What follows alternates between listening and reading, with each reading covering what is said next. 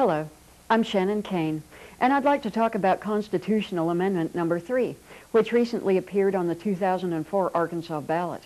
As you're doubtless aware, this amendment was seeking to ban gay marriage. Now that the election is over, I have a few brief statements. First of all, I cannot believe that this appalling piece of legislative garbage actually passed. For the state to dictate whom its citizens are allowed to marry is inherently wrong.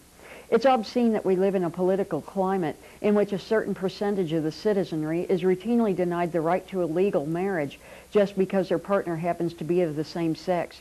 This is wrong, and you know it's wrong. All the voters have accomplished in passing this vulgar piece of legislation is to make Arkansas look like some sort of backward third world outpost. It casts us all once again as hopelessly dim-witted hillbillies.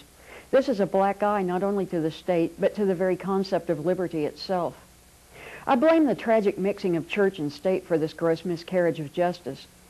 This amendment should never even made it onto the ballot in the first place. The church has pushed this, not the average rank-and-file voter. Once again, the state has no business whatsoever telling people how to conduct their private affairs.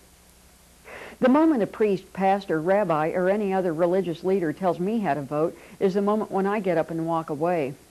But the majority of Arkansas voters apparently didn't possess that level of fortitude. Like so many squawking parrots, they just did whatever their pastors ordered them to. And now look what we've got. A repressive quasi-theocratic regime in which one sector of the population openly enforces its unsolicited right-wing views and lifestyles upon an unwilling minority. I'll concede one point. The electorate has spoken. But that doesn't stop me from publicly pointing out that some of the electorate is apparently composed of a tribe of witless baboons with the collective intelligence of a sweat sock. Congratulations, Arkansas. We let a bunch of boot-scooting, cousin-loving rednecks legislate our morality. And where was the voice of reason during this public display of insanity?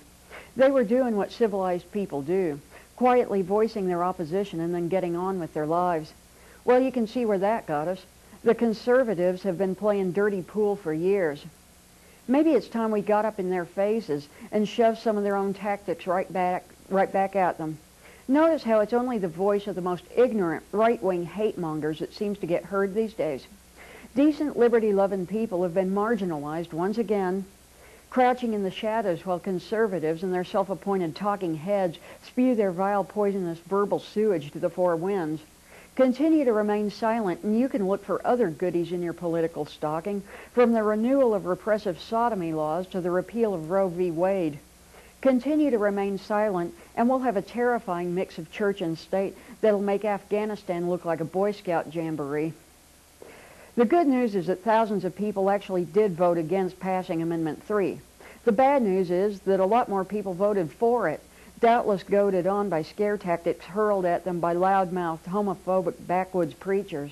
And in a case of truly strange bedfellows, the Roman Catholic Church joined with the fundamentalists in urging its communicants to forbid the most basic of rights, the right to marry, to grown adults.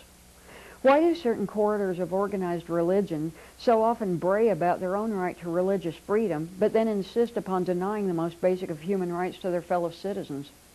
There were other ballot initiatives set before the voters, but who cares about those? They were only about piddling issues like taxes and term limits. And while we spent our time working ourselves into a frenzy about who's marrying whom, we elected a chimpanzee for president, stuffed Washington, D.C. full of Republicans, and made our state look like a bastion of raving idiocy. Moreover, we proved once again that we're not capable of handling the concept of third-party politics, and that we tend to vote a straight mainstream party line, regardless of what kind of ogres might currently be hiding behind the Democratic and Republican labels. What's next for the state of Arkansas? The marriage police? Homosexual hunting season? Hanging lesbians from lampposts? Seriously, where does this cultural retardation end? I could go on at length about this issue, but I won't. I've taken my stand and will reserve further commentary for other forums. In closing, the state has committed a glaring moral atrocity by passing this ban on gay marriage.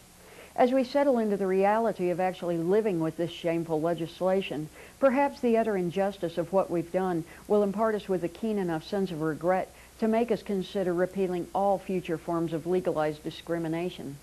Thank you.